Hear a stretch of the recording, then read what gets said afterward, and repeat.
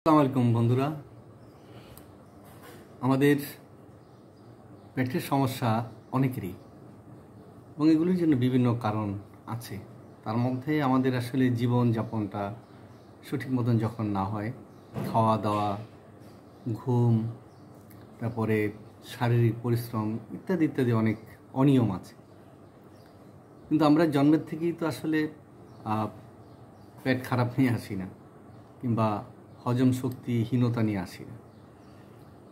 সেখানে আপনি দেখা যাবে আপনি একটা পিঠা খেতে পারেন না, কেক খেতে পারেন না, ঝাল খেতে পারেন না, চর্বি জাতীয় জিনিস খেতে পারেন না, খেলেই পেট সমস্যা দেখা দেয়, গণ্ডগোল দেখা দেয়।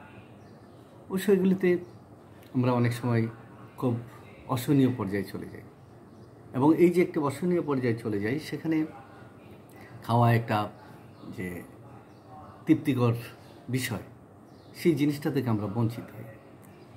এবং দেখা যাবে যে আপনার যে মাছ, মানে আপনি একটু ঝালযুক্ত মাছ যদি খেলেন, কিংবা তরকারি খেলেন, ভর্তা খেলেন, তাহলে দেখা যায় যে পেটটা একদম গ্যাসে ভরে থাকে, কিংবা পায়খানা ঠিক মতন হয় না। এই সমস্যাগুলো আমাদের আছে। যেমন আপনার মানে লেবু জাতীয় জিনিস যদি খায় তাহলে গ্যাস হয়ে থাকে, সেই লেমনেড খাদ্য, তারপরে পনির খান যদি, তারপরে মশলাদার খাদ্য বেশি করে যদি খান, তাহলে এই সমস্যা থেকে আমরা কীভাবে রক্ষা পাব? আমাদের হোমিও যে ট্রিটমেন্ট আছে, হোমিও যে ওষুধ আছে, যেগুলি জার্মান থেকে আসে, জার্মান ওষুধগুলো, আমাদের পাকিস্তানের ওষুধ, ইন্ডিয়ান ওষুধ, বাংলাদেশের ওষুধ আছে। ইদানিং আমরা সুইজারল্যান্ড থেকেও হোমিও ওষুধ বাংলাদেশে আমদানি হচ্ছে, সেগুলো আমরা দেখছি। প্রতিটি ওষুধই যদি ভালো মানের হয়, আপনাকে অবশ্যই কাজ দেবে, এবং খুব কম পয়সায় আপনি নিজেও চেষ্টা করতে পারবেন, নিজেও ওষুধটা নিয়ে আসতে পারবেন খুব অল্প পয়সায়, আপনার জীবনটা সুন্দর হবে। কিন্তু এই বিষয়গুলোতে আমরা অনেক সময় খুব একটা নজর দিই না। যেমন আপনার মাংস, তারপরে মাখন, চর্বি জাতীয় খাদ্য, রুটি, দুধ, ধূমপান, মানে এগুলিতে যাদের মানে অনিচ্ছা বেশি, তাদের ক্ষেত্রে এটা হয়ে থাকে। তারপরে এরা যদি কখনো মানে মদ্যপান করে কিংবা হুইস্কি পান করে, তাহলে তাদের জন্য এটা কিন্তু একটা মরণ হবে, কারণ এগুলি বুঝে শুনে খেতে হয়। তো ওই ওষুধটা আসলে কি? ওষুধটার নাম হলো পালসিটেরা। এই রুগীটা আসলে কীরকম হয়? এই রুগীটার মনটা খুব উদার হয়, সরল হয়, সহজ হয়। কারোর সাথে কোনো দুঃখ শেয়ার করতে যাওয়া, কষ্ট শেয়ার করতে গেলেই সে কেঁদে ফেলে। তাকে যদি একটু সান্ত্বনা দেন, আরও কাঁদবে, কেঁদে ফেলে। এই ধরনের মানুষগুলোর এই সমস্যাগুলো বেশি হয়, যে মনটা খুব নরম। বিশেষ করে এগুলো স্ত্রী লোকদের বেশি এই সমস্যাটা, মেয়েদের ক্ষেত্রে এই সমস্যাটা বেশি, যে তারা যে কোনো একটি দুঃখের কথা বলতে গেলে মানে কেঁদে বলতেই কেঁদে ফেলে।